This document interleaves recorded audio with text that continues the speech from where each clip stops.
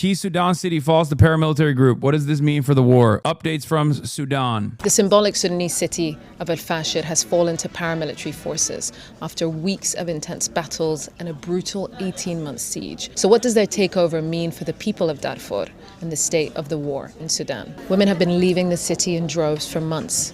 Many of them told us in camps in North Darfur that their brothers, sons and husbands were trapped in the city, along with around 260,000 people, forcefully starved and bombarded by the RSF in their long-time effort to capture Fasher and cement their control of Darfur. The Rapid Support Forces are a funded paramilitary group by the United Arab Emirates. They're the ones who've been wreaking havoc all over Sudan, and partially because it's a conflict in Africa, it doesn't get a lot of coverage.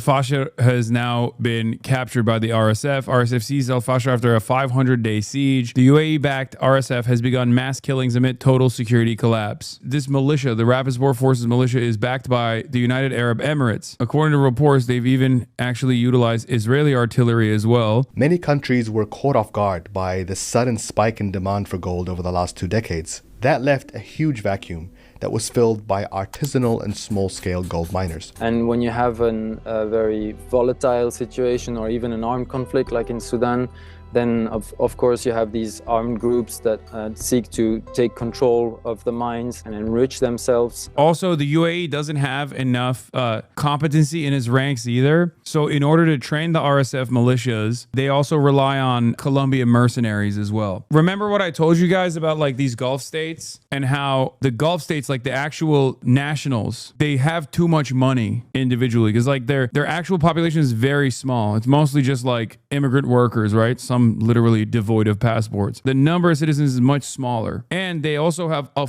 ton of money because of all the natural resources they have, specifically oil money. And that's the reason why they're like, why the f would I go and die in Sudan? So they hire Colombian mercenaries that have in the past been trained by the United States government, and they get those guys to go and train the Rapid Support Forces at the behest of the UAE. What does the UAE gain from this? What do you mean?